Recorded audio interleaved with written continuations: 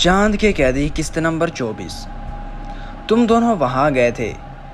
ان کی آواز سرسراتی سی سرگوشی لگی، یوں لگا جیسے تیز ہوا کا جھونکا کان کی لوئیں چھو کر گزرا ہو۔ جی بابا، میں نے انہیں غور سے دیکھا۔ آج چاند کی کون سی تاریخ ہے؟ ان کا سانس پھولنے لگا تھا۔ 16۔ میں نے جواب دیا تو یوں لگا جیسے ان کے قریب کوئی بم پھٹ گیا ہو۔ وہ اتنی زور سے اچھلے کہ میں اور شریف الدین گھبرا کر اٹھ کھڑے ہوئے۔ مجھے ان کے چہرے پر لرزتے آثار نظر آئے۔ آنکھیں خوف سے پھیل کر باہر آ گئی تھیں اور ان میں سفیدی بھر گئی تھی۔ لڈن بھاگ کر اماں کو جگا لایا، جو شاید سو چکی تھی۔ وہ رمزو بابا کی یہ حالت دیکھ کر حواس باختہ کا شکار ہو گئی۔ کیا ہوا انہیں؟ وہ گھبرائی ہوئی آواز میں بولی۔ شاید ان کی طبیعت ٹھیک نہیں ہے، شریف الدین نے جواب دیا۔ نہیں، جاؤ، چلی جاؤ، رمزو بابا پھٹی پھٹی آواز میں چیخ پڑے۔ میں نے حیرت سے رمزو بابا کو دیکھا اور وہ اب نڈھال پڑے بستر پر پڑے تھے۔ ان پر غشی طاری ہونے لگی تھی۔ آنکھیں یوں بند کر رہے تھے جیسے برسوں سے بے خوابی کا شکار ہوں۔ وہ بار بار آنکھیں کھولنے کی کوشش کر رہے تھے، لیکن کوئی طاقت ان کی اس کوشش کو کامیاب ہونے نہیں دے رہی تھی۔ رمزو بابا، کیا بات ہے؟ میں نے جھک کر ان کے کان میں سرگوشی کی۔ بے وقوفی کی باتیں نہیں کرو، ان کی طبیعت صبح سے خراب ہے اور وہ اب اس وقت اس حالت میں نہیں ہے، شریف الدین بول اٹھا۔ نہیں، رمزو بابا نے ہاتھ اٹھا کر اس کی بات کاٹ دی۔ آج ادھر نہیں جانا۔ وہ یوں بولے جیسے الفاظ ان کے حلق میں پھنسے ہوئے ہوں۔ کیا بات ہے بابا؟ میں نے تیز آواز میں پوچھا۔ میں جلد از جلد ساری بات اگلوا لینا چاہتا تھا۔ آج ہی تو۔ وقت کیا ہوا ہے لڈن؟ انہوں نے اچانک زور سے پوچھا۔ 11:15 بج گئے ہیں، لڈن نے کانس پر رکھی ٹائم پیس سے دیکھ کر جواب دیا۔ اوہ، وہ بے چینی سے اٹھ کر بیٹھ گئے۔ آج تو غضب ہو جائے گا، تم لوگوں نے وہاں قدم کیوں رکھا؟ رمزو بابا، میرے خیال میں آپ صاف صاف بات کریں، شریف الدین نے انہیں مشکوک نظروں سے دیکھتے ہوئے کہا۔ میرے تن بدن میں آگ سی لگ گئی۔ مجھے اس لمحے شریف الدین بہت ناپسند اور ناقابل نفرت تھا۔ میں نے اس کے چہرے پر نظریں ہٹا لیں۔ رمزو بابا نے بھی شاید اس کے لہجے کو محسوس کر لیا تھا۔ وہ پھر لیٹ گئے۔ اب وہ خود پر قابو پانے کی کوشش کر رہے تھے۔ پھر انہوں نے اپنی نظریں مجھ پر ٹکا دیں۔ وقار الحسن، تم اگر 15 منٹ گزارنے سے پہلے ان تصویروں کو ان جگہ پہنچا سکو تو پہنچا دو۔ مگر کیوں؟ شریف الدین تنگ کر بولا۔ جن تصویروں کو ہم نے بڑی محنت سے اور مشقت سے وہاں سے نکالا ہے، انہیں وہاں کیسے پہنچا دیں؟ اور کیوں؟ اس لیے کہ شکنتلا آج سوگ مناتی ہے، چتا روش کرتی ہے، خود سوزی کرتی ہے، اور آج کی رات اس کی غضب ناکی کی رات ہے، اور اس کی غضب ناکی اور بھی بڑھ جاتی ہے۔ وہ تصویروں کو وہاں نہ پا کر کچھ بھی کر سکتی ہے، انہوں نے چیختے ہوئے کہا۔ اس وقت وہ سخت غصے میں لگ رہے تھے۔ پھر وہ میری جانب متوجہ ہوئے۔ بہو بیگم نے تمہیں یہاں کیوں چھوڑا؟ کیوں بے وقوفی اور بچپنے کی حرکت کی ہے؟ وہ تو جانتی ہیں کہ آج کل رات پر خون کا جنون طاری ہے۔ انہوں نے تو خود اپنے ہاتھوں سے، ان کے الفاظ نے مجھے گمسم کر دیا۔ میں کسی بت کی طرح کھڑا انہیں دیکھ رہا تھا۔ وہ پھر غش کھا رہے تھے، ان کی آنکھیں موند چکی تھی، آواز حلق میں گھٹ کر رہ گئی تھی، مگر لب ہل رہے تھے۔ میں نے اپنے کان میں ان کے ہونٹوں کو رکھا اور اپنے کان قریب لگا دیے، مگر سمجھ نہیں پایا کہ وہ کیا کہہ رہے ہیں۔ میں سننا چاہتا تھا، جاننا چاہتا تھا کہ اماں نے کیا کیا ہے۔ پرکاش کون تھا؟ اسے کیوں قتل کیا گیا؟ اسے کس نے قتل کیا؟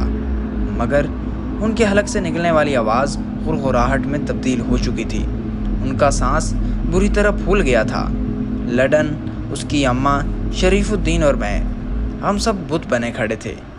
اچانک مجھے لگا جیسے کسی نے مجھے جھنجھوڑ دیا ہو، جیسے مجھے کوئی سرگوشی کر رہا ہو۔ مجھے حویلی پہنچ جانے کو کہہ رہا ہو۔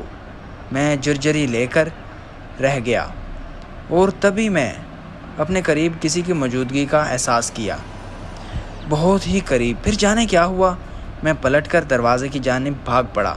شریف الدین مجھے پکارتا رہ گیا مگر میں نے پلٹ کر نہیں دیکھا۔ میں بالکل ہوش کھو چکا تھا۔ مجھے صرف اتنا ہوش تھا کہ میں بھاگ رہا ہوں پاگلوں کی طرح۔ شریف الدین اور لڈن کی آوازیں اور بھاگتے ہوئے قدموں کی آوازیں کہیں دور رہ گئی تھیں۔ کچھ ہی دیر میں حویلی کے دروازے پر کھڑا تھا۔ میرا سانس بری طرح پھولا تھا اور پسینے کی دھاریں بہہ رہی تھیں۔ میں نے جیب سے چابی نکال کر دروازہ کھولا۔ اندر گہرا اندھیرا، شاید لالٹین بھی بجھ چکی تھی۔ اماں کے کمرے میں لائٹ جلی چھوڑ گیا تھا مگر یوں محسوس ہوا تھا جیسے وہ کسی نے بند کر دی ہو، شاید میں نے خود ہی بند کی ہو۔ میں نے دھیرے سے قدم آگے بڑھائے اور عین اسی لمحے میری نگاہ بالکل سامنے اوپر کی منزل کی کھڑکی پر پڑی جو مرزا سہولت بیگ کے کمرے میں کھلتی تھی۔ میری آنکھیں پھٹی کی پھٹی رہ گئیں۔ کھڑکی کھلی ہوئی تھی، ایک بدن شعلوں میں لپٹا جھوم رہا تھا۔ کمرے کے اندر بھڑکتے شعلوں کی زبانیں باہر ہواؤں میں لپک رہی تھیں اور ایک عورت کا کربناک چیخوں سے پوری حویلی کو لپیٹ میں لیا ہوا تھا۔ میں حواس باختہ ہو گیا اور بے اختیار اس برآمدے کی طرف بھاگا جہاں سے سیڑھیاں اوپر کی جانب جاتی ہیں۔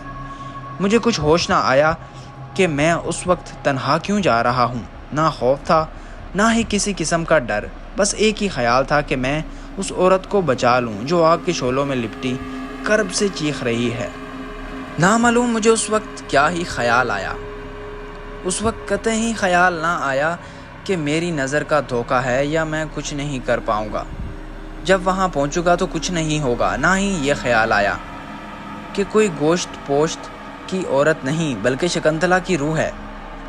مجھ پر صرف ایک ہی دھن سوار تھی کہ میں کسی طرح اسے بچا لوں۔ ایک ہی خیال میرے ذہن میں گھوم رہا تھا جس نے میرے پیروں پہ پہیے لگا دیے تھے اور میں بھاگا۔ تیز رفتاری سے سیڑھیوں کو عبور کرتا ہوا پہلی منزل پر پہنچ گیا۔ سیڑھیوں تک پہنچتے ہی میرا ہاتھ بے اختیار اپنی جیب کی طرف گیا جہاں چابیاں موجود تھیں، مگر میں جب سیڑھیوں تک پہنچا تو دروازہ کھلا ہوا تھا۔ اسی لمحے یہ بھی خیال نہ آیا کہ دروازہ کس نے کھولا ہے۔ میں سیڑھیاں پھلانگتا ہوا تیسری منزل پر پہنچ گیا، یہاں بھی دروازہ کھلا ہوا ملا۔ میں جو ہی لکڑی کے بنے حال کے اس کمرے میں داخل ہوا، گہرے سناٹے کا احساس تھا، جبکہ اس سے ایک لمحہ پہلے تک عورت کی کربناک چیخیں پوری حویلی کو سنائی دے رہی تھی۔ گہرے سناٹے میں اچانک کھڑکی کی ٹک ٹک نے مجھے ٹٹکا دیا۔ مرزا سہولت بیگ کے کمرے کا دروازہ بند تھا اور لکڑی کی دیوار کھڑکی پر لگی ہوئی تھی جس پر پردادا کے کمرے سے نکلنے والی چمگادڑ چمٹ گئی تھی۔ اس وقت بالکل ٹھیک کام کر رہا تھا۔ اس گھڑی کی سوئیاں 2 بجا رہی تھیں۔ اس میں بنے خانے 3 اگست سن 1832 کا ہنسا دکھا رہے تھے۔ نامعلوم یہ کیسی گھڑی تھی جس میں تاریخ کے سخت وقت یوں جلملا رہا ہو جیسے ننھے ننھے کمکمے جل جل کر بجھ رہے ہوں۔ میں اس حیرت سے گھڑی کو تک رہا تھا۔ اچانک ہی میری کمرے سے ٹھنڈی یخ ہوا ٹکرائی، یوں جیسے میری پشت پر اچانک کوئی کھڑکی کھل گئی ہو اور باہر برفانی ہوائیں چل رہی ہوں جو کھڑکی کھل جانے کی وجہ سے مجھ تک پہنچ رہی ہو۔ میں تیزی سے پلٹا۔ مرزا سہولت بیگ کے کمرے کا دروازہ کھلا ہوا تھا۔ اندر نہ شعلے تھے نہ عورت تھی، نہ ہی مین گیٹ کی طرف کھلنے والی کھڑکی کھلی تھی۔ کمرے میں رکھے پلنگ پر بچھی چادر پر کسی مسلے ہوئے گیند کے پھولوں کی طرح اس کے علاوہ خون کے دھبے تھے جو مجھے یہاں سے اتنے صاف دکھائی دے رہے تھے جیسے میں انہیں بالکل قریب سے دیکھ رہا ہوں۔ مجھ پر سختہ طاری تھا، میرا بدن پتھر بن چکا تھا۔ میں اپنے بدن کو جنبش دینے سے قاصر تھا۔ مجھے سر کا پچھلا حصہ اندر سے یخ محسوس ہو رہا تھا، یوں جیسے کسی نے میری کھوپڑی کے اندر برف پگھلا دی ہو۔ میں کمرے میں داخل ہونا چاہا مگر ناکام رہا۔ میرے پیر گویا زمین میں گڑ گئے تھے۔ گہرا سناٹا، گہری گھڑی کی ٹک ٹک اور یخ بختی کا احساس شدید سے شدید تر ہوتا جا رہا تھا۔ نہ جانے کتنا وقت گزر چکا تھا۔ مجھے تو یوں محسوس ہو رہا تھا جیسے میں کئی دن سے یہاں یوں ہی ساکت کھڑا ہوں۔ کھوپڑی کے پچھلے حصے سے ٹھنڈک بڑھ کر میرے کندھوں میں پھیلتی جا رہی تھی۔ میرا ذہن پوری طرح بیدار تھا اور میں اپنے اندر اور باہر کی کیفیات کو محسوس کر رہا تھا اور اس کی شدت کو بھی محسوس کر رہا تھا۔ اچانک اس حالت میں موت کا خوف لاحق ہو گیا کہ یہ ٹھنڈک میرے پورے بدن کو کہیں موت میں نہ لے جائے۔ میں نے پوری قوت سے چیخنا چاہا مگر میرے لب نہ ہل سکے، نہ ہی میں خود کو حرکت میں لا سکا۔ میری نگاہیں مرزا سولت بیگ کے پلنگ کی چادر پر لگے خون کے دھبوں پر جمی ہوئی تھی۔ اچانک مجھے محسوس ہوا جیسے خون کے یہ دھبے آہستہ آہستہ اپنا حجم بڑھا رہے ہوں، جیسے خون چادر پر پھیلتا جا رہا ہو۔ پھر دوسرے ہی لمحے کسی عورت کی سسکیاں گونجنے لگیں۔ یہ سسکیاں بالکل ہی ویسی ہی تھیں جیسے میں نے ایک بار برگد کے درخت کے نیچے بیٹھی عورت سے سنی تھی، جو چتا کے قریب بیٹھی رو رہی تھی۔ بالکل وہی سسکیاں۔ پھر میں حیران ہو کر رہ گیا۔ جوں سسکیاں بلند ہو رہی تھیں، میرے بدن میں اوپر سے نیچے اترنے والی ٹھنڈک ختم ہوتی جا رہی تھی۔ چند ہی لمحوں بعد میں نے اپنے بدن کو گرمی میں محسوس کیا، جسے اب میں اپنے جسم کو حرکت دے سکتا تھا۔ ناظرین، اس کے ساتھ ہی ہم اس ویڈیو کو اینڈ کرتے ہیں۔ اگر آپ کو یہ ویڈیو پسند آئی ہے تو لائک، شیئر اور سبسکرائب کرنا نہ بھولیں۔ شکریہ۔